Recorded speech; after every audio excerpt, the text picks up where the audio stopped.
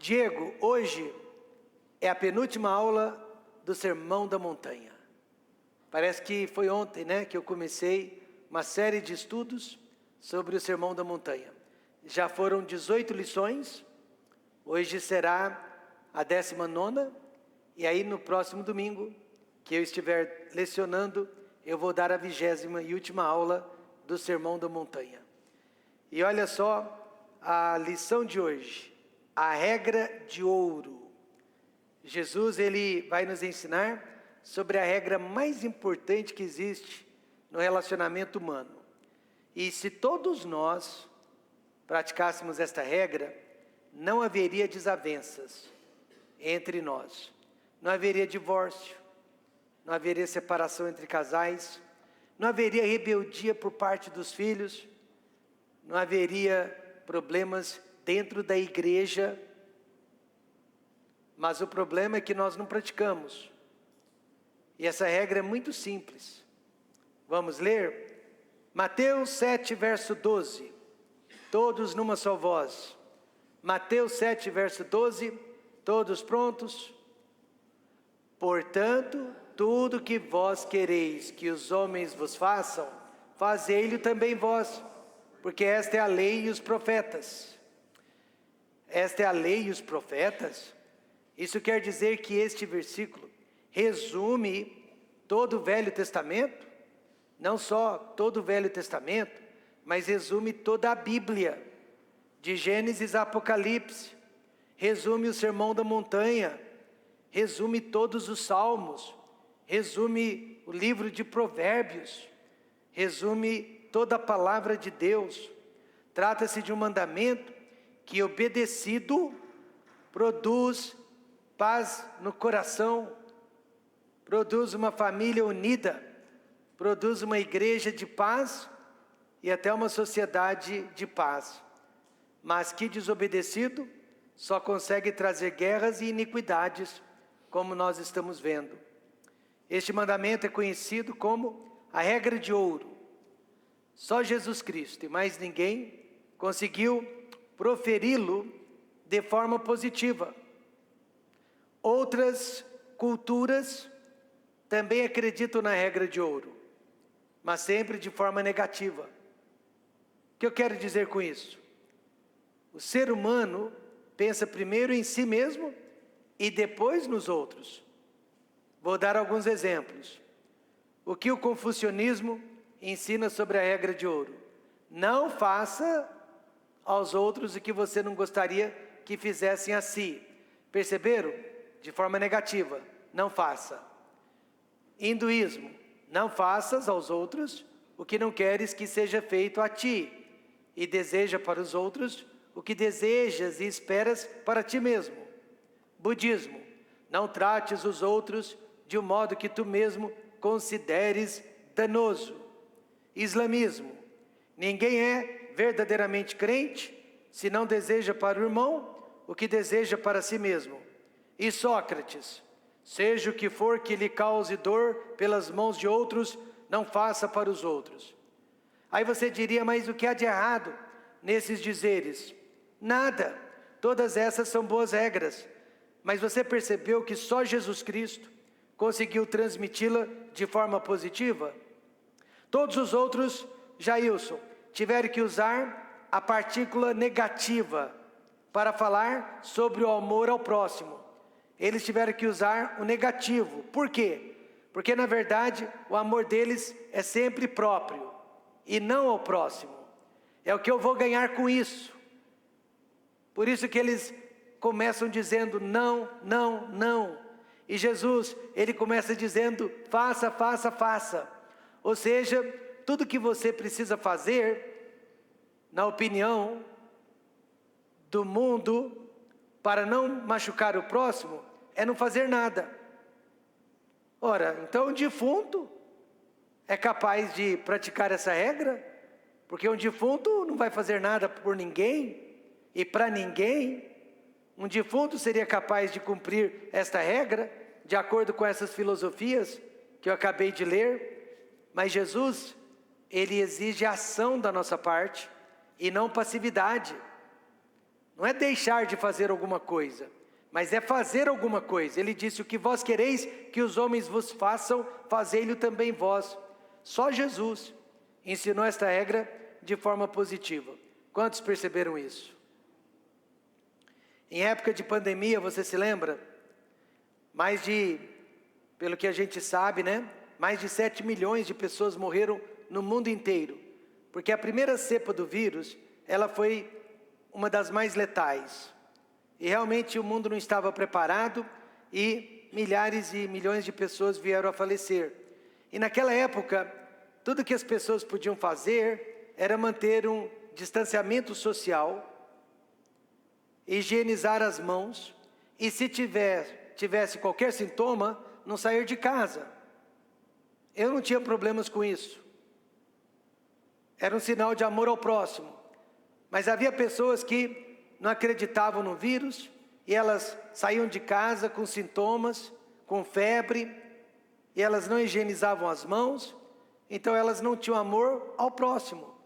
Elas estavam pensando apenas em si mesmas. E a pandemia serviu para mostrar como que nós, seres humanos, somos egoístas. E realmente não pensamos no bem das pessoas. Pastor Daniel Johnson disse para mim: eu não tenho medo de pegar a Covid, mas eu tenho medo de passar a Covid para alguém. Amém, irmãos? Realmente, ele não teve medo, mas ele não queria transmitir esse vírus para uma pessoa que não suportasse o vírus. E até então nós não sabíamos quem suportaria e quem não suportaria, né, Cleto? Então a pandemia mostrou a nossa capacidade de egoísmo. Então o que a regra de ouro nos ensina e quais benefícios ela nos proporciona? Primeiro, ela ensina toda a palavra de Deus. As pessoas ficam preocupadas em conhecer todas as doutrinas. Até nós tivemos recentemente a ordenação de um jovem aqui em Ribeirão Preto, e todos interessados no conhecimento dele, na capacidade dele de interpretação bíblica, e ninguém interessado no trato, ninguém interessado na maneira como ele iria tratar as pessoas. Mas olha, a própria Bíblia se resume não em doutrinas, mas ela se resume no relacionamento. Quantos perceberam isso? Porque esta é a lei e os profetas, não sou eu dizendo. A Bíblia se resume na forma como nós tratamos as pessoas. É difícil de entender isso? Não. Não só o Sermão da Montanha, como um tudo, mas a Bíblia inteira, de Gênesis a Apocalipse, ela foi resumida neste mandamento. Jesus disse então que se conseguíssemos amar ao próximo como a nós mesmos, não haveria necessidade de outras leis, não haveria necessidade de polícia, de advogados e de juízes. De forma mais pessoal, não haveria necessidade para o divórcio, para os abortos, para essa polarização política que o Brasil e o mundo inteiro está vivendo. Eu tive o privilégio de estudar numa das maiores universidades cristãs do mundo. E havia professores reformados e não reformados, ou seja, calvinistas e não calvinistas. Eu aprendi a importância do respeito para com as pessoas que pensam diferentemente de mim, e apesar das diferenças, eu também podia aprender muito com elas. Mas hoje você sabe que esse tipo de tolerância não existe mais. Calvinistas querem o tempo todo nos convencer a sermos calvinistas. O tempo todo nos convencer de que nós estamos errados. A esquerda quer convencer a direita quer convencer a esquerda. E ninguém consegue mais conviver apesar das diferenças. Isso é tirania, quando você não aceita que outras pessoas pensem diferentemente de você. Isso não é democracia. Alguém disse que a internet deu voz aos imbecis. Quantos ouviram isso?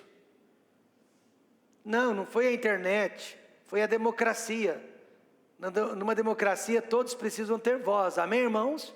Imbecis também. Porque se imbecis não podem ter voz, não é democracia, é tirania. Esse tipo de situação está acontecendo demais também dentro das famílias. O casal não sabe mais dialogar. E cada um se acha dono da razão. A Bíblia deu ao marido, olha aqui, irmãs, a Bíblia deu aos maridos a última palavra. Diga amém aí, Jailson. Diga amém, Rodrigo. Agora é a vez das esposas. Mas não deu a eles o selo da perfeição. Eles têm a última palavra, mas eles não são perfeitos. Então, se a regra de ouro fosse usada, haveria mais paz dentro do casamento. Amém, irmãos? Um casal que eu vou chamar de João e Maria, estava vivendo como gato e cachorro. Ela tinha um jornal de reclamação contra ele, e ele tinha uma revista de reclamação contra ela.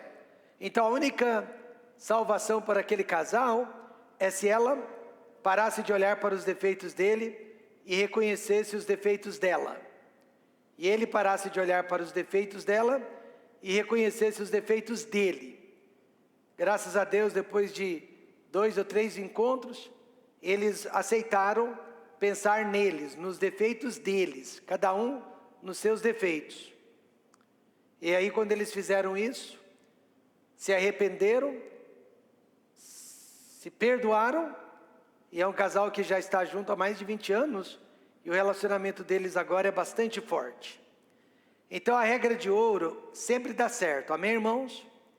E ela impede que você acuse o próximo, ela impede que você responsabilize outra pessoa por seus problemas ou por seu azar.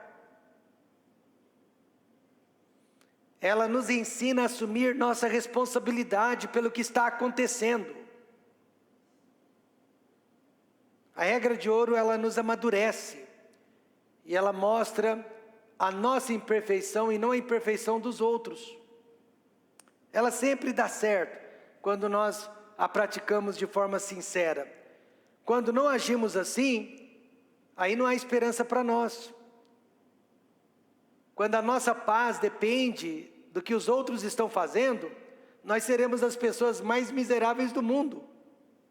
Mas quando a nossa paz depende do que nós fazemos, nós seremos as pessoas mais felizes do mundo. Amém, irmãos? Graças a Deus eu aprendi isso há muitos anos. Eu não dependo da forma como as pessoas me tratam, eu não dependo da forma como as pessoas pensam a meu respeito. O que me dá paz, o que me transmite paz, é a maneira como eu estou tratando as pessoas e não a maneira como as pessoas estão me tratando. As pessoas podem estar me tratando da pior maneira possível. Não tem problema, não me atinge. Mas se eu as estou tratando de forma errada, isso é um problema, isso me atinge. É o que a regra de ouro está nos ensinando.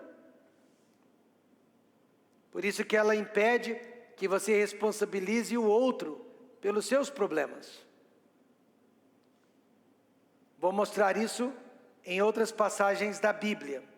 Romanos 14, 12. Vamos ler juntos? Todos juntos. De maneira que cada um de nós dará conta de si mesmo a Deus. Espere aí, a culpa é da Vânia. Não, Márcio. Deus não vai aceitar você responsabilizar a sua esposa pela sua tristeza, pela sua miséria, pelos seus problemas emocionais, ou até pelos seus problemas financeiros, pelos seus problemas de saúde. Não. Você vai dar conta de si mesmo. Eu estou exagerando ou o que a Bíblia diz? Veja o próximo versículo. João 8, verso 7. Todos juntos. Aquele que dentre vós está sem pecado, seja o primeiro que atire pedra contra ela. A regra de ouro nos impede de ficar acusando pessoas, julgando pessoas e diminuindo pessoas por causa dos defeitos delas. Porque nós também temos defeitos. E geralmente tudo que nós acusamos no outro, nós estamos praticando. E nós enxergamos nas outras pessoas os nossos próprios defeitos. A minha esposa sempre fala, Deus é muito paciente com o ser humano, né? Deus é muito paciente conosco. Veja Mateus 7,2, todos juntos. Porque com o juízo com que julgardes, sereis julgados, e com a medida com que tiverdes medido, vos hão de medir a vós. Quanto mais duro você é para com as pessoas, mais duro as pessoas serão para com você. Quanto mais maleável, mais flexível, mais bondoso, mais compreensível você for para com as pessoas, mais bondosas e flexíveis as pessoas serão para com você. Essa é a regra de ouro, gente. E nós estamos perdendo o bonde. Eu estou lendo a Bíblia desde os meus 12 aninhos de idade. Já faz tempo, hein? Desde os meus 12 anos de idade, e cada ano que passa, eu tenho mais certeza, eu tenho mais convicção, que a Bíblia foi escrita para ajudar o nosso relacionamento. Primeiramente para com Deus e para com os homens. A Bíblia foi escrita para ajudar o nosso relacionamento humano, para com Deus e para com os homens. Por esta razão Jesus disse, porque esta é a lei e os profetas. Ele resumiu a palavra do Pai nesta simples regra. Quantos acham que doutrina é importante? Claro que é. Teologia é importante. Hermenêutica é importante. Mas olha, a Bíblia não foi escrita para seminaristas, a Bíblia não foi escrita para teólogos, ela foi escrita para homens e mulheres que desejam viver a vida da forma mais correta possível, sabendo como se relacionar com Deus e com o próximo. Por isso que, na ordenação do irmão Bruno, ele vai nos dar a declaração de fé, nós vamos lê-la, ele vai confirmar, e eu vou pedir aos pastores que ajudem o Bruno em relação à personalidade, trato com as pessoas, experiências ministeriais. Nada de ficar questionando o rapaz a respeito de doutrinas. Para isso ele fez o seminário, amém, irmãos? Para isso ele já estudou, para isso ele vai continuar estudando. Depois de 30 anos no ministério, o que mais prejudica uma igreja? É doutrina? Não. É relacionamento. Os melhores teólogos, muitas vezes são os piores pastores, porque sabem tudo de doutrina e nada do relacionamento humano. Eu estou exagerando, ou Jesus disse que todos os profetas e toda a lei se resume no relacionamento humano? Estou exagerando? Não. Estou dentro da Bíblia. Esta é a lei e os profetas. Então nós temos que aprender a conviver. Amém, igreja? Amém. Nós temos que aprender a conviver com os diferentes, com as diferenças. E nós temos que tratar as pessoas como nós gostaríamos de ser tratados. Principalmente quando estamos errados. Como que você gostaria de ser tratado quando você sabe que está errado, quando você é apanhado num erro?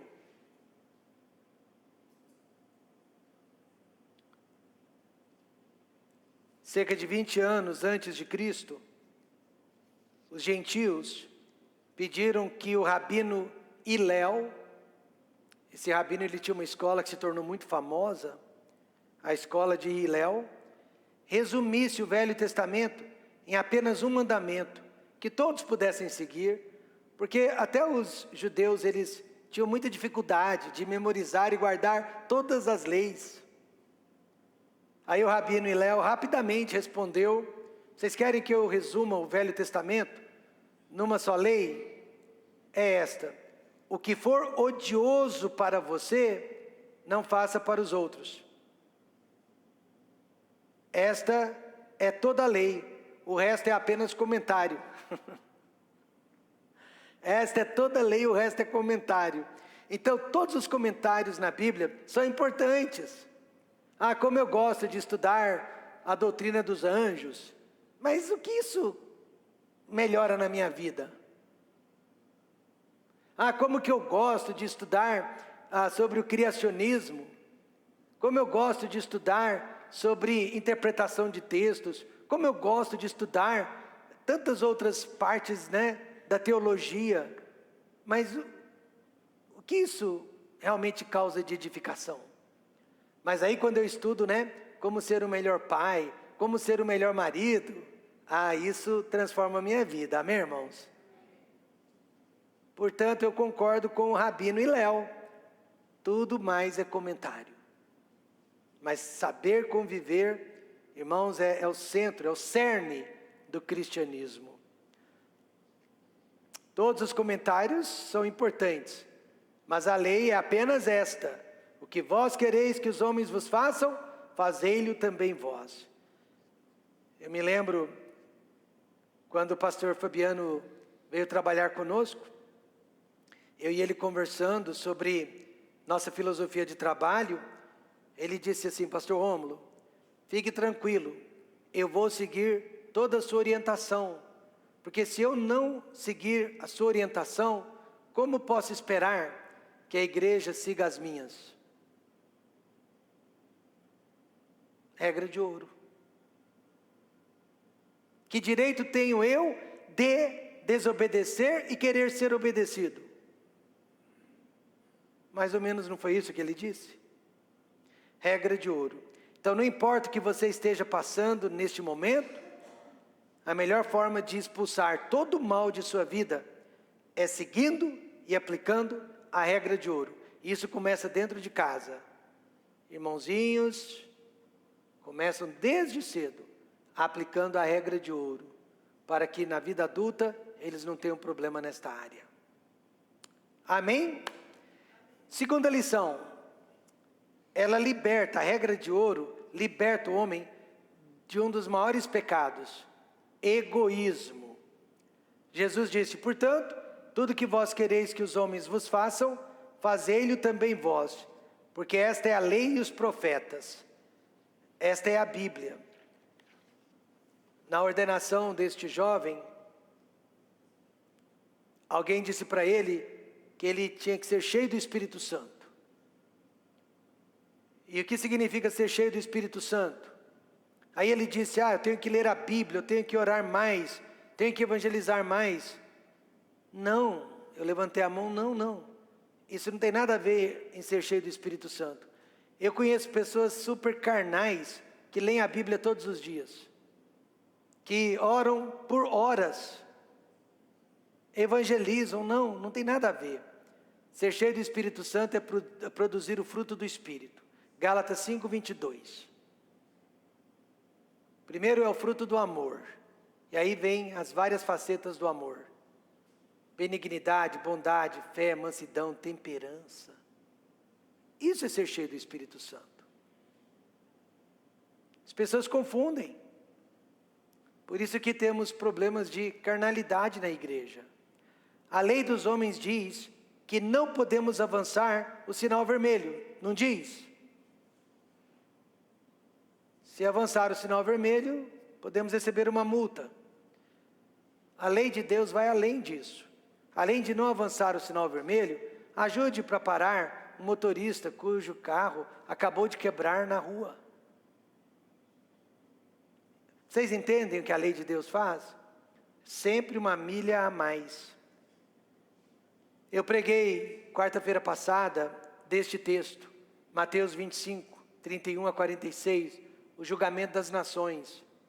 E eu disse para a nossa igreja em Goiânia que as nações não serão julgadas pelo mal que elas fizeram, mas pelo bem que deixaram de fazer. Elas deixaram de fazer o bem e Deus vai cobrar isso delas. A lei de Deus, então, não é apenas negativa. Não matarás, não roubarás, não adulterarás. Mas ela é também ativa. Faça isso. faça aquilo. Um jovem tinha acabado de se converter a Cristo, mas ele era usuário de drogas e ele fazia parte de uma gangue. Aí ele veio para mim e disse: pastor, como que eu faço para abandonar a gangue, mas sem correr perigo de morte? Porque quem abandona a gangue, paga com a vida. Que situação, né? Eu disse para ele: não saia então da gangue, fique lá, mas comece a evangelizar, comece a falar de Cristo, comece a contar o que Deus está fazendo na sua vida, e aí você será expulso da gangue. Feito e dito. Ele começou a falar de Cristo, convidar as pessoas da gangue para a igreja. Em menos de um mês, pediram para ele ir embora. Amém, irmãos? Ou seja, os seus amigos irão se separar de você, se você fizer a coisa certa. E ele fez a coisa certa e foi convidado para se retirar. Então, se tivéssemos que escolher nesta manhã, Rodrigo, uma única palavra que explicasse todos os problemas entre os casais, todos os problemas dentro da igreja e todos os problemas deste mundo, uma única palavra, Rodrigo, seria esta: egoísmo. Eu. Egoísmo. Veja o que Filipenses 2:4 diz: não atente cada um para o que é propriamente seu, mas cada qual também para o que é dos outros. Que bênção, se a psicologia, se a psiquiatria entendessem este conceito. E eu soube de um psiquiatra que entendia. Uma senhora cujo nome eu não posso citar, fazia tratamento psiquiátrico. Ela chegou a ser internada no Santa Terezinha, várias e várias vezes, porque ela tinha uma depressão profunda. Profunda. E finalmente um dia o médico disse para ela, e interessante, ele disse: olha, eu estou cansado de lhe dar remédios, eles não estão lhe curando. Por que que você não faz parte de uma ONG de voluntários para ajudar pessoas com câncer ou pessoas com outros tipos de enfermidades? Por que que você não passa a servir a uma comunidade? Eu já te aposentei, você não precisa mais trabalhar. Ela aceitou o desafio do médico e ela entrou numa ONG que realmente cuidava de pacientes terminais, qualquer doença. E todos os dias ela estava ali no meio daqueles pacientes, ajudando, apoiando. E desde então ela nunca mais pegou nenhuma internação. Foi a terapia que lhe faltava, ajudar pessoas e sim investir o tempo dela na vida de outras pessoas, mas de forma discreta, de forma invisível. Porque se ela propagasse o que ela estivesse fazendo, perderia o valor do que ela estava fazendo. Então eu tenho que elogiar esse médico. Ele entendeu o conceito da regra de ouro, que é investir sua vida na vida de outras pessoas. O melhor tratamento que existe é o amor ao próximo. Não quer dizer odiar ou desprezar a si mesmo. O homem bom, ele cuida do seu corpo. O homem bom cuida da sua saúde. Mas é pensar também no bem dos outros, antes de pensar em si mesmo. Você não acha que eu já não teria chutado balde N vezes se eu pensasse só no meu bem-estar e não pensasse no bem-estar das igrejas? Você não acha que eu já não teria desistido das muitas viagens e de todos os problemas que nós estamos resolvendo todos os dias, dentre as igrejas, mais a escola, mais o seminário? Além das igrejas mantenedoras, que eu preciso estar sempre respondendo e correspondendo e dando relatórios, eu já teria chutado o balde. Mas eu tenho que pensar neles também. E é assim que é a vida cristã. O marido insatisfeito, que pensa em si mesmo, irá se divorciar, tadinho. A esposa não está suprindo as necessidades dele. Mas se ele pensa na situação da esposa e dos filhos, jamais faria isso. Os filhos que pensam em si mesmos vão desobedecer, vão maltratar os pais, afinal de contas é o que eles estão sentindo. Mas aqueles que pensam na saúde dos pais, na longevidade dos pais, irão obedecer. Os membros da igreja que pensam apenas neles, nos sentimentos deles, vão causar problemas. Mas aqueles que pensam na igreja, na obra de Deus, vão evitar esses problemas. Paulo resumiu então o que precisamos fazer para vencer o pecado de egoísmo. Segundo aos Coríntios 2,15. Vamos ler juntos? Eu de muito boa vontade gastarei e me deixarei gastar pelas vossas almas, ainda que amando-vos cada vez mais, seja menos amado. Quantos acham que Paulo praticava a regra de ouro? Com certeza, a regra de ouro facilita a nossa compreensão sobre todas as doutrinas, todas as regras, todos os princípios e todas as leis do Velho e do Novo Testamento. Mas não significa que seja fácil praticar a regra de ouro. Por que não é fácil, Cláudia? Porque nós somos egoístas por natureza. Já ouviu aquela expressão, o pior sofrimento que existe é o meu? Por quê? Porque é o único que eu consigo sentir. O Cleto pode estar com uma dor de dente, eu vou falar para ele, tadinho, mas eu não estou sentindo a dor de dente dele. Só ele está sentindo. Então realmente o pior sofrimento que existe é o meu. Nós somos egoístas, não tem jeito. É o que eu sinto, é o que eu penso, é o que eu acho, é o que eu vivo, é como eu enxergo as coisas. Aí Jesus chega e diz, olha, a palavra de Deus se resume neste mandamento. Faça para os outros o que você gostaria que os outros fizessem por você. Independentemente de qual seja a luta pela qual você esteja passando nesta manhã. Dor de dente, por exemplo. Comece a pensar nas pessoas que estão ao seu redor. E como que suas atitudes irão ajudar ou prejudicar essas pessoas. Escolha ser uma bênção e fazer apenas o bem. Mas para isso, será necessário de si mesmo se esquecer. Talvez você não saiba disso, mas você está criticando o pastor para o irmão da igreja. Você está desabafando, você está tirando a sua mágoa para fora. Mas você não sabe que aquele irmão está com o pé no mundo. E bastou ouvir isso de você, para ele adulterar e ser infiel para a esposa. Então nós temos que pensar no mal que nós estamos fazendo para as pessoas. Talvez você não saiba disso. Mas o Valmir, ele está carrancudo na igreja, porque ele perdeu, digamos, um ente querido. E você não aceita a maneira como ele está agindo e você o repreende. Mas você não sabe a dor que ele estava sentindo antes. Quantos estão percebendo isso? Então a regra de ouro, ela vai impedir esse tipo de injustiça. Ela vai impedir esse tipo de situação.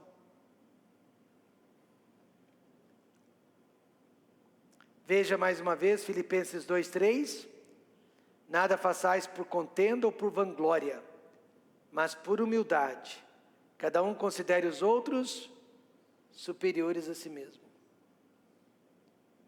O problema é que a gente sempre mede as pessoas pela nossa régua. Esquecendo-te de ti mesmo, serás lembrado por Deus. Ah, mas como que eu faço se eu esquecer de mim mesmo? Você será lembrado por Deus. Não é melhor assim? Não se preocupe, Deus nunca vai se esquecer de você. Mas você tem que esquecer de si mesmo, se você quer viver para Cristo neste mundo.